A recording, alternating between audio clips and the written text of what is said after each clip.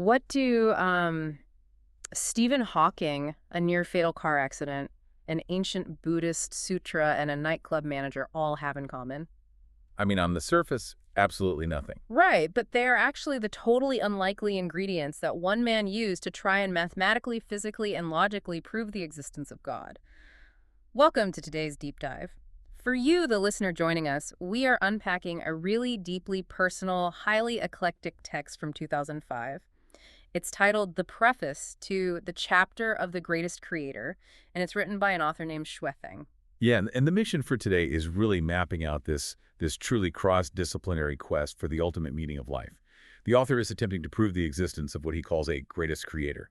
And he does this by bypassing traditional preaching entirely, Oh, totally, entirely. right? Instead, he blends modern astrophysics, ancient global philosophy, and this wildly diverse personal resume to build a structural, empirical case for a higher power. And we're dealing with some massive philosophical and religious concepts today, so I think you should set some parameters right up front. Our objective here is impartially exploring this author's highly unique intellectual machinery. We aren't, taking sides on the theology or endorsing it. Exactly, we're just analysts here. Yeah, we are putting his logic under the microscope to see how he connects these massive disparate dots to solve the core mystery of human existence. And he begins at the absolute perimeter of human capability, which I think is fascinating.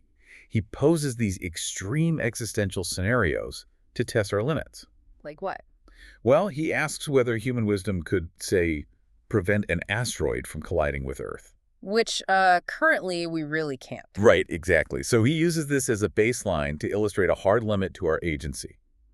His core thesis here is that when human ability reaches its absolute ceiling, when we run out of equations and interventions, that specific void is exactly where we must seek a higher power. Which is an interesting starting point. Normally, theologians just stick to their own sacred texts to make that point. But this author turns it into, a global philosophical scavenger hunt. He pulls threads from completely disparate traditions to weave this whole argument together. The sheer breadth of his source material is staggering, honestly. He pulls from the ancient Chinese Tao Te Ching, pointing to its description of a mysterious, formless being that existed before heaven and earth. Oh, wow. Okay. Yeah. And then he immediately places that alongside the Bible's Genesis account of God creating the heavens and the earth. Just putting them right next to each other. Right. And he doesn't stop there. Then he layers in the Diamond Sutra from Buddhism, specifically emphasizing its warning against seeking ultimate truth merely through physical appearances or sounds. Okay, so he's really crossing boundaries here. Completely. Finally, he brings in the ancient Chinese Book of Songs. He is cross-referencing thousands of years of isolated human thought to prove this universal, innate intuition about our origins. He is basically treating global religions like independent scientific trials that all arrived at the exact same data point. That's a great way to put it, yeah. But then he takes a massive leap, right? He leaves antiquity entirely behind and drops 20th century astrophysics into the mix. I mean, he directly quotes Stephen Hawking's A Brief History of Time. How does theoretical physics support a theological argument? Well, he basically weaponizes the limits of physics against itself. He points specifically to Hawking's explanation of the singularity of the Big Bang. Right, the origin point. Exactly. Hawking noted that at the point of infinite density, which birthed the universe, the general theory of relativity mathematically breaks down. The equations yield infinities. All physical laws, as we currently understand them, essentially cease to function. Wait, so it's not just a temporary gap in our knowledge, it's like a structural failure of physics itself. Yes, exactly. By definition, science requires the laws of nature to remain consistent. If those laws didn't exist prior to the Big Bang, science is permanently locked out of the room where the universe was designed. Wow. You know, you've hit on the exact philosophical loophole the author exploits. He uses Hawking's own concession, the idea that science reveals the laws of the universe. But those laws might have originally been established by a creator for reasons we just cannot currently comprehend. Right. Science explains the parameters of the game, but it hits a brick wall at the origin point. Yeah, and the author uses his crazy tapestry of ancient texts to fill the exact void where modern physics basically throws his hands up. But that raises a huge issue. If physics is locked out of the origin room, how are we supposed to look inside? Good question. Were physical beings bound by physical laws? Right, so if the creator exists entirely outside of that framework, we literally lack the biological hardware to interact with it. The text has to make this massive transition here from theoretical astrophysics straight into human biology and perception. Okay, let's unpack this. How does he bridge that gap? He anticipates that biological limitation. He shifts the entire framework from the cosmos down to the human body. He outlines that humans possess 6 sensory organs, yielding 6 distinct perceptions. Okay, so we have the standard 5, right? Vision, hearing, smell, taste, and touch. Exactly. But then he introduces a 6th spiritual awareness. He argues these 6 perceptions are the tools we use to communicate not just with our material environment, but with the non-material architecture of the universe. To drive this home, he uses this really striking analogy. He says, imagine trying to prove that light exists to someone born completely blind. Without the specific sensory organ for sight, light is entirely imperceptible to them. It doesn't exist in their reality. Or try proving sound exists to someone entirely deaf. You can't use touch or taste to prove a melody. Exactly. So the author concludes that without this 6th sense, this active spiritual awareness, perceiving the creator is biologically impossible. He frames it not as academic knowledge gleaned from a textbook, but as an innate evolutionary instinct. Like how a baby doesn't require a manual to learn how to hear. Right. Human beings are born fully equipped with the capacity for spiritual awareness. Here's where it gets really interesting for me. Think of it like having a smartphone. The Wi-Fi receiver is built right into the hardware. I love this metaphor. Yeah, just because your phone's Wi-Fi is toggled off doesn't mean the entire internet ceased to exist. The signal is broadcasting everywhere. You just lack the active receiver to pick it up. Right, the hardware is there, but the switch is off. So if we all inherently possess this spiritual sense, this built-in Wi-Fi, why is the majority of humanity walking around with 0 signal? Well, the author's explanation is intensely practical. He says spiritual awareness gets dulled and obscured by the static of daily human existence. He doesn't view spiritual awareness as something you simply switch on with a button. It's not a light switch. No, it's much more like tuning an old analog radio dial. The signal of the creator is broadcasting constantly across the universe. But human minds get clogged with static stress, dogma, material desires, and intellectual arrogance. So the signal is drowning in all this noise. How does he propose we actually filter that out? He introduces the concept of enhancing wisdom. When your spiritual awareness is dull, you must actively tune that radio dial. Enhancing your wisdom requires intentional calibration. Like through studying. Through philosophy, reflection, and stripping away societal conditioning until you cut through the static and lock onto the exact frequency of that cosmic broadcast. Okay, so let's play this out. Let's assume you successfully tune that dial. You suddenly perceive this omnipotent, all-powerful, greatest creator. As soon as you do, you crash headfirst into a classic, centuries-old philosophical wall. Oh, I know where you're going with this. Yeah, I'm going to play devil's advocate and hit you with the ultimate logic trap from the text. Can the greatest creator create a stone that he cannot lift? Ah, the classic paradox of omnipotence. It is perfectly engineered to be an inescapable lose-lose scenario. If you answer no, he cannot create it, then he isn't all-powerful because there is a limit to his creation. If you answer yes, he can create it, then he still isn't all-powerful because there is a physical object he cannot lift. It's brilliant. Normally, theologians write entire books trying to dance around this paradox with complicated caveats. But I'm guessing this author, being as fiercely pragmatic as he is, just rejects the premise of the question entirely. Oh, he takes a highly aggressive semantic approach. He basically calls the paradox out as a malicious intellectual trap. Trap. Yeah, he even hypothesizes it was devised by Satan or by someone playing sour grapes.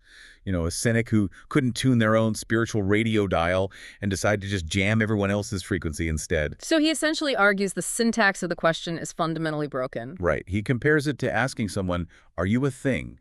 Or can eyes not see eyes? Wait, are you a thing? That's a weird question. It is. Because if I ask you, are you a thing?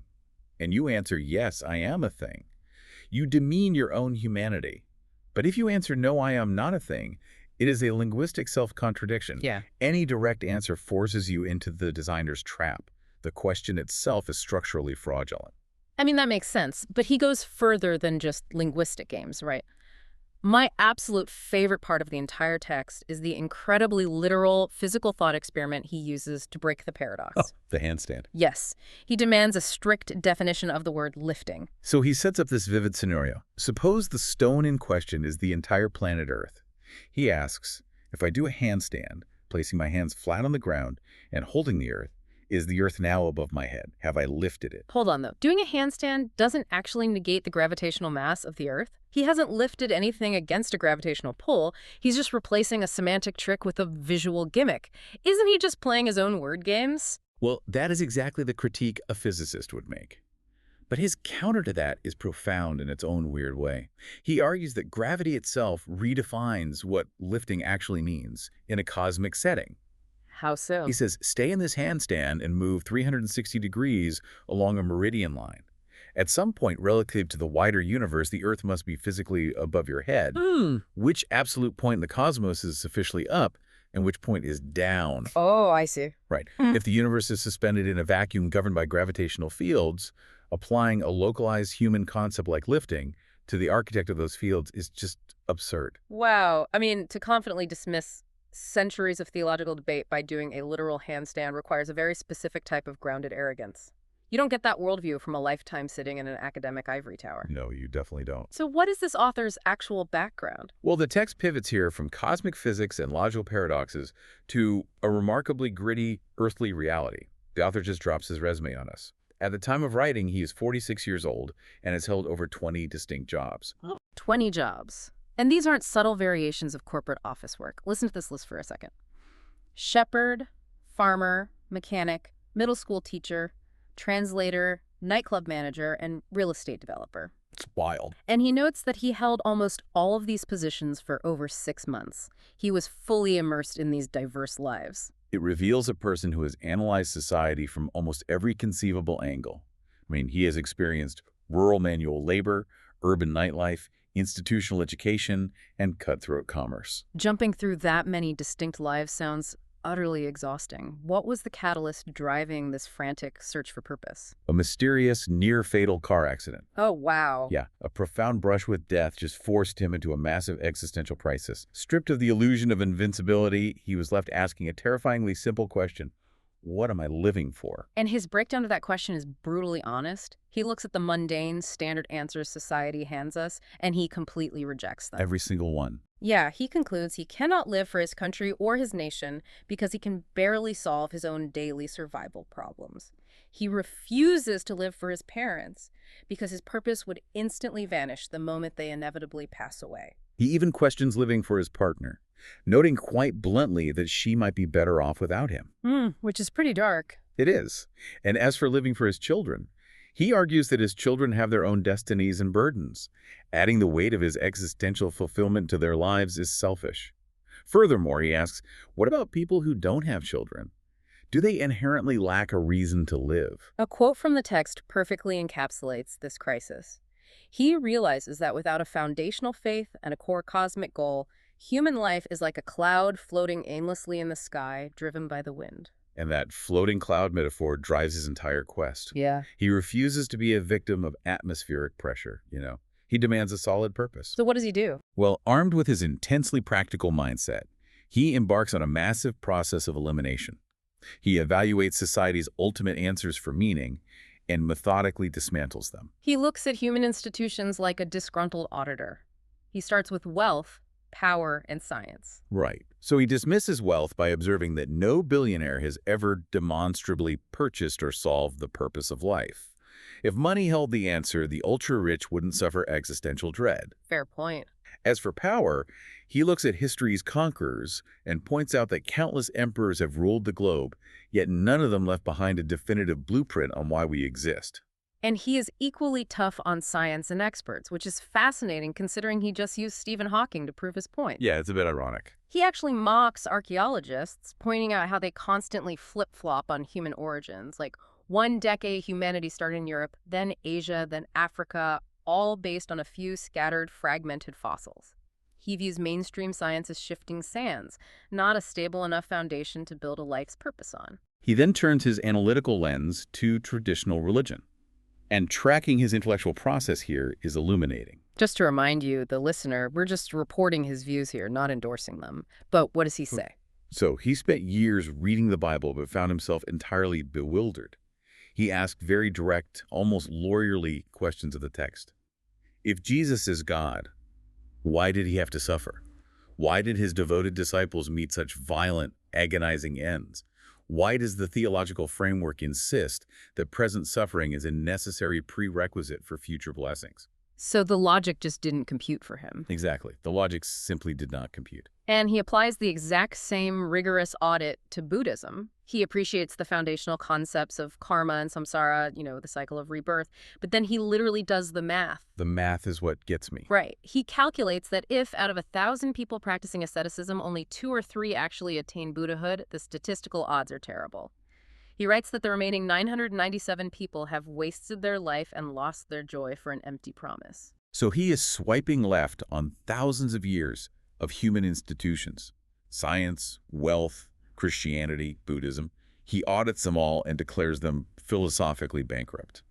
How are we supposed to interpret this sweeping dismissal of human history? I think it reveals his profound existential impatience.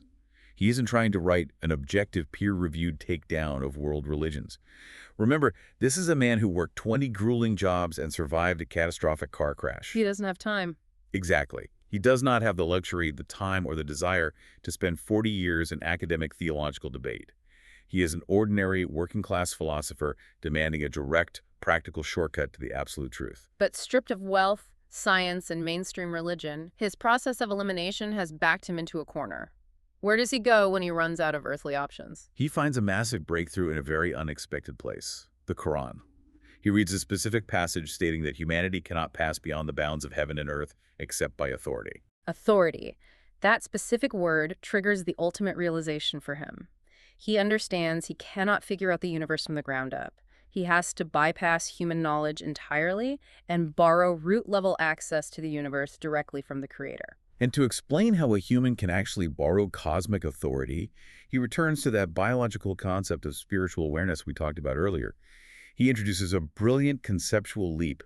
He decides he needs to send a thought fax directly to the Creator. Okay, if you're listening to this, your skeptical alarms are probably ringing off the hook right now. Setting a thought fax and downloading the secrets of the universe sounds highly questionable. It sounds totally sci-fi. Yeah. Let's look at the actual logic he uses to back up this mechanism. So he grounds the thought facts in biological interconnectedness. He operates on the principle that heaven and humans correspond. To explain this, he uses the toe analogy. The toe analogy. Yeah, imagine a tiny thorn pricking your big toe. It is a microscopic event happening at the absolute furthest extremity of your body, but your brain registers the pain instantly. Because the entire system is wired together. Exactly. Therefore, if he tunes his spiritual radio dial with enough intensity and transmits a thought fax, the Creator, who is basically the central nervous system of the universe, must instantly feel it. Wow, it's like the ultimate system administrator override. And he claims the universe actually faxed him back. He claims he received a massive download of cosmic information. Following this transmission, he states the origins of the universe, the essence of life, and the mechanics of 36-dimensional spaces gradually rendered on the screen of his mind. 36 dimensions. That sounds like a lot. Well, he doesn't use 36 dimensions just to sound like science fiction. He uses it to categorize different planes of existence where beings operate at different energetic frequencies. He says he finally understood how historical figures like Jesus, Buddha, and Laozi weren't contradictory, but were all actually interconnected pieces of a much larger cosmic schematic. That's incredible. Everything we've discussed today. The Hawking physics, the handstand, the 20 jobs, the car crash, the thought fax. It all serves as the prologue for his ultimate life's work. Right, it all builds to this. It culminates in his grand blueprint. He states he will use 40 natural phenomena and 8 logical inferences to forcibly, empirically prove the Creator's existence. He basically treats the universe like a forensic crime scene. For his 40 natural phenomena, he looks at empirical data points. Things like the precise orbit of planets, the mathematical symmetry of the water cycle, the instinct of migratory birds, and he presents them as the undeniable paper trail left by the Creator. And the logical inferences. He pairs the phenomena with 8 logical inferences. For example, if there is an intricate design, there must inherently be a designer. If there is an unbreakable physical law, there must be a lawmaker. He goes on to map out 8 specific characteristics of this Creator, such as being perfectly just and formless, alongside 8 distinct relationships it has with humanity. He frames the Creator not as a distant, indifferent watchmaker, but as an active manager of karmic balance and cosmic order. It really is the ultimate synthesis. He takes the profound, ineffable, highly personal experience of his thought facts and meticulously translates it into an engineering schematic for human existence. He refuses to leave the meaning of life up to vague mysticism. Right, he demands an organized blueprint. Well, we have tracked a truly wild intellectual ride today. We started at the edge of the universe where the laws of physics broke down. We watched a man do a conceptual handstand to lift the entire Earth just to destroy a semantic trap. We reviewed the gritty resume of a nightclub manager turned philosopher. And we ended up transmitting a metaphysical thought fax to download a 36-dimensional map of reality. Applying this to your own life as the listener, I think the core message is highly relevant. Regardless of whether you accept his 36 dimensions or his critiques of modern science, his underlying drive is universally relatable. Absolutely. It is the relentless, interdisciplinary hunger for meaning. It is the absolute, stubborn refusal to accept a life lived like a floating cloud, aimlessly pushed around by random circumstance. I think we all experience our own version of that car accident at some point, that terrifying moment that shakes us out of autopilot and forces us to ask, what am I actually doing here? Yeah, that wake-up call. So I want to leave you with a final thought to ponder today, building on all of this. If you could bypass all human knowledge right now and send one single thought fax directly to the central nervous system of the universe, what is the one question you would ask? And more importantly, if the universe faxes back, is your radio dial tuned clearly enough to actually hear the answer? Thanks for joining us on this deep dive. Keep asking the big questions. We'll catch you next time.